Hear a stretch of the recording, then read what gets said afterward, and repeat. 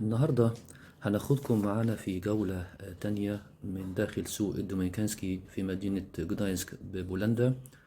معاكم عمر وقناتكم قناة المهاجر. زي ما قلت لحضراتكم النهاردة مكملين معاكم رحلتنا من داخل سوق الدومينيكانسكي من مدينة جداينسك، لأن زي ما قلت لحضراتكم قبل كده إن ما ينفعش إن احنا نغطي الجولة كلها من داخل سوق الدومينيكانسكي في يوم واحد. أكيد حابين تعرفوا تاني للناس اللي لسه داخلة معانا أو ما شافوش الفيديو اللي قبل كده اللي احنا عملناه عن سوق الدومينيكانسكي. سوق الدومينيكانسكي ده واحد من أهم وأقدم الأسواق اللي موجودة مش بس في بولندا، ولكن يكاد يكون في أوروبا كلها. ليه؟ عشان بيمتد تاريخه الطويل لأكثر من 764 سنة، اللي بدأت أول نسخة منه سنة 1260. وده مش غريب، طبقا لوكالة السفر أو منظمة السفر، واللي قالت عنه صنفته إنه واحد من أهم وأحسن الأسواق اللي موجودة في الهواء الطلق في أوروبا. زي ما انتم شايفين حضراتكم دلوقتي، المكان عبارة عن ملتقى لعدد من الناس المقيمين في بولندا اللي بيجوا يعرضوا منتجاتهم من جميع المناطق اللي موجودة في بولندا، أو السياح اللي بيجوا من جميع أنحاء العالم. ده طبعا تراث وتقاليد توارثتها الأجيال. زي ما احنا بنقول 764 سنة، ابتدأت أول نسخة منها سنة 1260. بس أكيد إن بتتطور عام بعد آخر أو سنة بعد أخرى. في حاجات موجودة عندنا بتبين التراث العريق والحضارات اللي كانت موجودة، مش بس حتى في بولندا، لا في مكان يعني وأماكن موجودة من العالم أجمع. وطبعا عايز اقول لحضراتكم ان بس مش موجود بس في بولندا، لا في زيه طبعا اكيد في المانيا الاكتوبر فيست اللي موجود في ميونخ، في موجود في زغرب وفي هولندا زي دلوقتي يوم الملكة، او كان قبل كده يوم الملك اللي كان عيد الملكة اللي كان بيمتد لحوالي شهر. فنقدر نقول لكم ان السوق هنا هو في خليط ومزج. يعني ممكن بنشوف هنا مثلا يعني قطعة فنية زي ما قلت قبل كده في الفيديو السابق، ان احنا شفنا المجموعة بتاع الناس اللي بيحاولوا يجمعوا الاشياء اللي كانت موجودة مثلا من تحف واساس وحاجات جميلة جدا. طبعا هنا مثلا بنشوف الجانب او زي ما احنا مثلا المعرض التركي، في مثلا الحلويات التركية او الزيتون والاكل والشرب. في جنبه برضه هنا مثلا ده قسم للحلوى الإيطالية اللي موجودة مثلا مشهورة في مدينة إيطاليا. طبعا كل إقليم بيمتاز عن الإقليم الآخر، مش بس هنا في بولندا ولكن في جميع أنحاء العالم. برضو في ناس مثلا هنا بتيجي من يعني من الجنوب، من أقصى الجنوب، زي الجبنة مثلا اللي موجودة دي هنا بتبين التراث والحضارة اللي موجودة هنا في بولندا. في برضو مثلا حاجات للبيت، مثلا زي اكسسوارات، روائح او عطور موجودة مثلا. طبعا ده برضو حاجة تانية هنا موجودة من الحلوى اللي موجودة التركية او الاوزبكستاني، او في حاجات تانية موجودة. نقدر نقول لكم ان مش بس هنا في السوق الدومينيكانسكي انك بتقدر بس ان انت تيجي بتعرض منتجاتك او بتشتري او بتبيع، لا بس كمان في منطقة مثلا للترفيه، انك ممكن بتشوف عروض فنية، عروض مثلا سينمائية. بتشوف برضو في زي معارض مثلا موجودة لمساعدة الناس، مثلا هنشوف بعد كده اللي مثلا بيدوروا على شغل او كبار السن مثلا. فأنا بقول يعني أي إنسان موجود في مدينة جداينسك فاتوا المعرض ده، اللي هكرر مرة تانية وأقول له حضراتكم إنه موجود من 27/7 إلى 18/8 كل عام. طبعا سنة وراء أخرى، سنة وراء التانية بيتغير الشكل اللي موجود، بيزيد عدد العارضين مش بس من كل مدن بولندا ولكن من جميع أنحاء العالم. هنا مثلا عايز اوري لحضراتكم دي حاجه بتاعت منتجات جلود طبيعيه، مش بس ان هو بيعملوا مثلا شنط او يعني حاجات من الجلد الطبيعي. لا في مثلا الست اللي موجوده دي يعني مثلا بتحاول انها تعمل مثلا حذاء او مثلا صندل او اي حاجه موجوده يدوي، يعني بيحاولوا يعملوها كمان، مش كل حاجه يعني بمكان حديث او كده. فاحنا زي ما شايفين هنا في الجوله اللي موجوده ان يعني في مزيج ما بين العارضين ده، مثلا حاجه مثلا المشروبات، زيوت عطريه.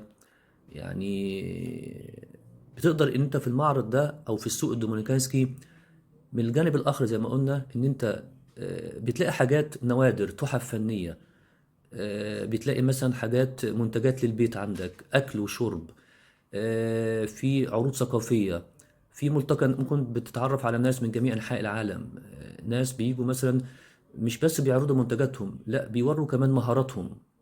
يعني فأنت كمان ممكن لو جات لك الفرصة إن أنت ممكن تيجي عندك موهبة إنك تيجي تعرض مثلا منتجاتك، أشغال يدوية حرفية، حتى ممكن تكون يعني بسيطة جدا، بس بتقدر إن أنت توري الموهبة بتاعتك للبلد بتاعتك، أو الحرفة اللي أنت عملتها.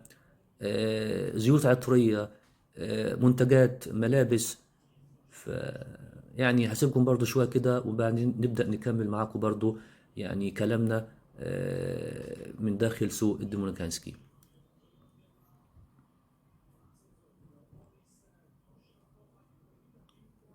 ده مثلا زي ما قلت لحضراتكم تاني، واحد كان بيحاول يعرض مثلا زي ساعات بيتعلق مثلا على الحيط، او برضو منتجات يدوية او بتتعمل بطريقة مثلا معينة. هنا برضو شايفين ان بيبقى الناس اللي هم العارضين او القائمين على السوق الدومينيكانسكي بيحاولوا ان هم يظهروا سنة ورا اخرى بمظهر حضاري كويس، لان حاليا حتى ان مجلة فوربس بدأت تضع السوق الدومينيكانسكي ده على مش بس على الخريطة العالمية، بس واحد من أهم إن لم يكن أفضل الأحداث اللي موجودة في المنطقة بأكملها في أوروبا، لأن كمان في نسخة منه في الصيف زي ما احنا قلنا، وفي نسخة منه تانية في الشتاء قبل فترة أعياد الكريسماس. فبجد يعني التصنيف بتاعه اللي جه من منظمة السفر أو من مجلة فوربس يعني ما جاتش من فراغ.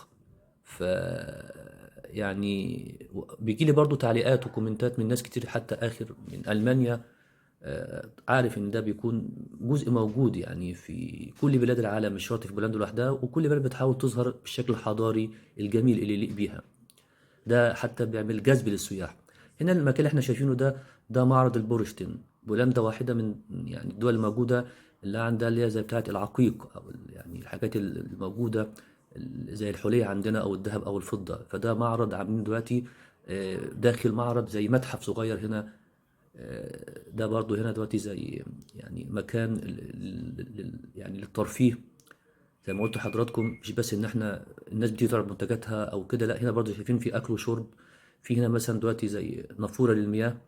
هنا الناس بتقعد يعني تحاول تاكل وتشرب، وفي نفس الوقت بيستجموا. يعني درجة الحرارة حاليا في أوروبا بوجه عام وفي بولندا بوجه خاص، يعني درجة الحرارة إلى حد ما يعني شديدة شوية.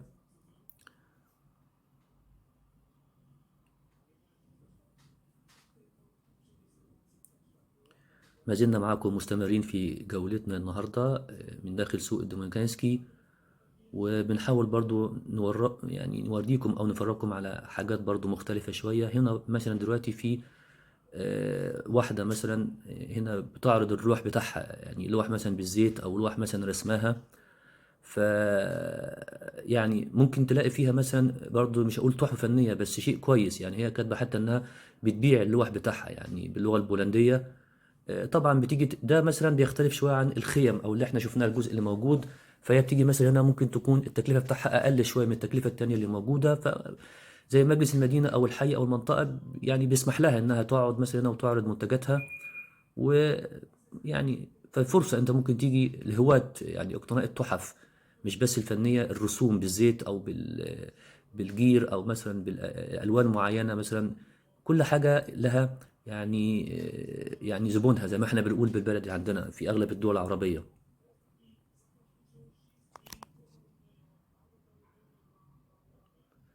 ده دلوقتي جانب تاني شايفين مثلا دلوقتي ده زي التأمين الصحي عندنا، بيحاولوا مثلا من خلال المعرض برضو ان هم يساعدوا الناس. يعني مثلا التأمين الصحي، الناس اللي عايزة مثلا تيجي يعني تشيك شيك اب على صحتها مثلا، خاصة لكبار السن.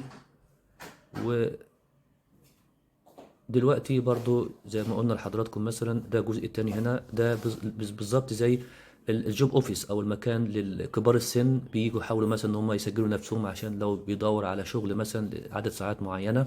وده اسم اليار مارك اللي موجود عندنا. آه، طبعا يعني معمول شوية بجزء جمالي جميل.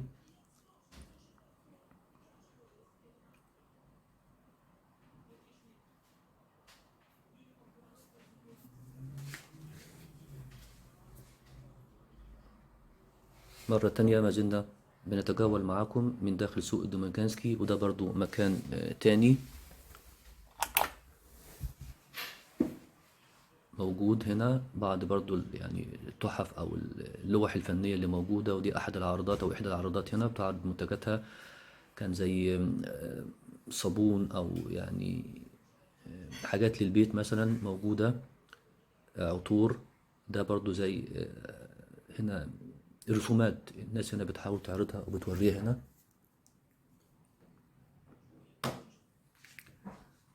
بطريقة مثلا جميلة جدا، يعني منظمة ومرتبة. حتى مش شرط مثلا، ممكن تكون عندك في صور موجودة في البيت، فأنت بتحاول أنت تجيبها عشان تحطها تعرضها مثلا للناس اللي موجودة هنا. سواء كنت انت لسه يعني عاملها او حاجه مثلا زايده عنك، فبدل ما بترميها مثلا او انت ما يعني مش محتاجها، بتيجي تعرضها هنا في المعرض ده. زي برضه في مره مرات كنا موجودين في احدى الدول الاسكندنافيه اسكندناف في فنلندا، فكان نفس الموقف ده برضه. الحاجه اللي موجوده عندك ومش محتاجها بتيجي تعرضها مثلا زي في السوق مثلا، او في الحاجات اللي موجوده زي دي. ده برضه هنا احد التماثيل اللي موجوده هنا اللي مشهوره هنا البولنديه، يعني هيفيلوش.